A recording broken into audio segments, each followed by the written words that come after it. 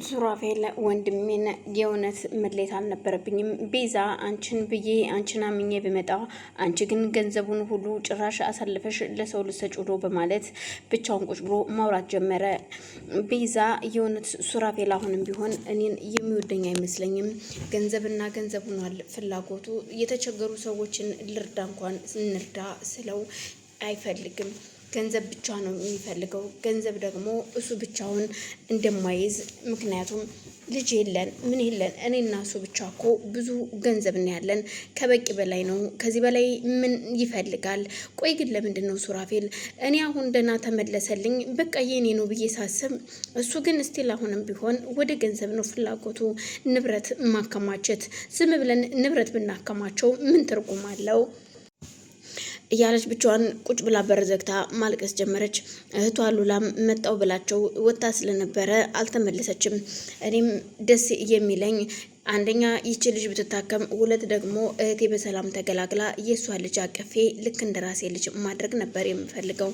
ግን ደግሞ ይሄ የእሱ ፍላጎት አይደለም። ምን እያሰበ እንደሆነ አላቅም። የእሷንም ልጅ እንቀበል ስለው እንኳን ብዙም ፍላጎት የለውም።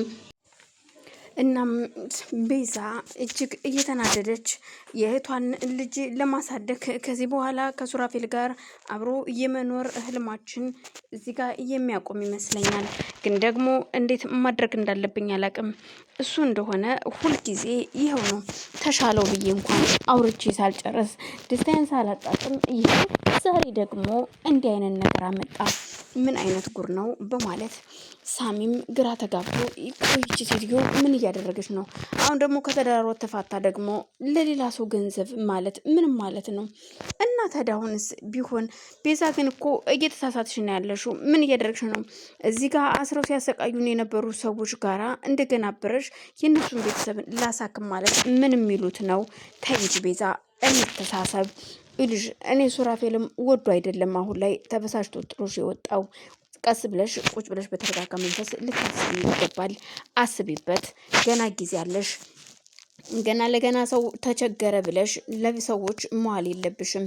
ይኸው እንደዚህ ናቸው ብለን የምንይዛቸው የምናቀርባቸው ሰዎች እንዲህ ጉድ እየሰሩን ነው። ለምን በቀላሉ በእኔ አትመለከችም? እኔ ጋር የደረሰውን ለምን አታይም? ይኸው ሉሲ የኔ የልጅ እናት እያልኳት ዛሬ የት እንዳለች እያየች ነው። ምን አድርጋለች እንደሄደች። ስለዚህ እነዚህ ሰዎች ነገ ጧት ምን እንደማያደርጉን ምን ያህል እርግጠኛ ነሽ? ምክንያቱም አንቺን ያገቱሽም ሁን ብለው እንደሆነ ምን ያህል እርግጠኛ መሆን አለ። ስለዚህ አንቺ የምታስቢውና የምታልሚው ምን አይነት ሀሳብ እንደሆነ ባላቅም፣ ሱራፌል ግን በጣም ጥሩ ነው ያደረገው። አዎ ያናድዳል፣ ያበሳጫል፣ መስዋዕት እየከፈለ ነው ያለው። እናም ልትረጋጊ ይገባል እባክሽን በማለት ተናግሯት ተመልሶ ወደ ክፍሉ ይገባል። ሉሲ ነገሮችን ሁሉ በማላቀው የዚህን የተረገመ የሳሚ ልጅ ለማስወረድ፣ ስለዚህ ህይወቴን መስዋዕት እንዳላደርግ ብቻ ነው የምፈራው።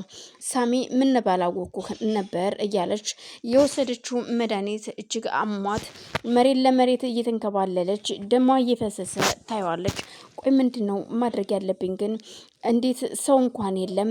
ሮቤል እየታባሽ እንኳን የሳሚ ልጅ አይደለም በሆድሽ ይዘሽ ይቅርና አንቺንም ለራሴ ጥቅም ስል እንጂ የምፈልግሽ እንደማልፈልግሽ ታውቂያለሽ። የሉሲ ሰራተኛ በር ላይ ሆና አሻግራ እያየች ምን አይነቷ የተረገመች ሴት ናት! ግን ደግሞ ታሳዝናለች። እንደ ሰው ግን ለሰው ክብር የሌላት። እኔ ብሄድ አሁን ትሰድበኛለች። ስለዚህ ምን ማድረግ አለብኝ? ከአጠገቧ መድረስ የለብኝም። ዝም ብዬ ሊያት እስኪ መጨረሻዋን በማለት የኪችን በሯ ላይ ቆማ ፊት ለፊት ሰርቪስ ቤቶች ጋር አሻግራ ፊት ለፊት ታያለች። ሉሲ ተንከባላ ወደ በሩ ጋር ደርሳለች። በር ላይ ስትደርስ ምንም እንትን ያደረገችው ነገር ስለሌለ ወታ ለመሄድ ሰዎችም ለመጣራት አቅም አንሷታል። ግን ደግሞ ያላት አማራጭ ከመንከባለልና ከመጮህ ሌላ ምንም አማራጭ አልነበራትም። በሰዓቱ ብትጮህም ካጠገቧ የመጣላትና የደረሰላት ሰው የለም። ምን ማድረግ ነው ያለብኝ? ወይኔ ጉዴ! አንተ የተረገምክ ሳሜ የተባልክ ሰው በምን ቀን ያወቅኩህ?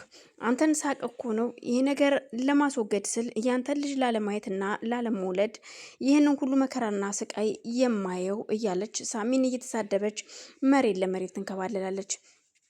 ሮቤልም መድኃኒቱን ሰጥቷት ዘወር ያለው ብትሞችም ብትድኝም ከዳንሽም እድለኛ ነሽ እየተንከባለለች በር ላይ ሮቤል ጥሏት ቢሄድም እንኳን እናም ይህንን ሁሉ ታሪክ እያየው ምን ታዲያ ቁጭ ብዬ የእሱ ልጅ ላሳድግ ነው እንደዛ እየሰደበኝና እየገላመጠኝ የታባቱ አሁን ነው በቀሌ መበቀል ያለብኝ እያለ ሮቤልም ነገሮችን የራስሽ ጉዳይ ራስሽ ተወጅ አስበሽና ወስነሽ ነው መድኃኒቱን ሰጠኛልሽ ስለዚህ ሉሲ እግዜር ይሁንሽ እያለ ብቻውን ሰው ቁጭ ብሎ እያወራ ጀመር። እሷም ብቻዋን እየተንከባለለች ወደ በሩ ጋር ትደርሳለች። በሩ ጋር በደረሰችበት ሰዓት ግን የሆነ ያለው ነገር እየባሰባት ሲመጣ አረ የሰው ያለ ድረሱልኝ ብትል የሚደርስላት አካል አጠገቧ የለም። ማንም ሰው አጠገቧ ስለሌለ እዛው በር ላይ በሩ ከርበብ ያለ ስለነበረ አንድ እጇ ወደ ውጭ ወጥቷል። ግን የደረሰላት ሰው የለም። ብትጩህም የቤት ሰራተኛዋም እንኳን ቀርባ ምን ሆነሽ ነው ለማለት ፈርታ ስለነበረ በቅርብ ርቀት ማየት መመልከት እንጂ ያየችው ነገር የለም። ምን አይነት ጉድና ግራ የሚያጋባ ነው እዚህ ቤት ታሪክ እያለች ሰራተኛዋም አሻግሮ ከማየት ሌላ አማራጭ ስላልነበራት ዝም ብላታለች። የመርማሪ ፖሊሱ እህት ገንዘብ አላገኘሁም እኔም ወንጀለኛ ሁኜ መታሰሪ ነው ልጄ ያለችውና እየሆነ ነገር እየሆነ ያለው ነገር ምን ይገጥመኝ ይሆን እናስ ምን አሰብክ በማለት የባሏን ጓደኛ ስጠይቀው ቤዛን አማክሬያታለሁ ቤዛ ደግሞ እስኪ ለማንኛውም ተመካክሬ እነግርሃለሁ ብላኛለች እና መታገስ ይመስለኛል ታገሱ ይላቸዋል።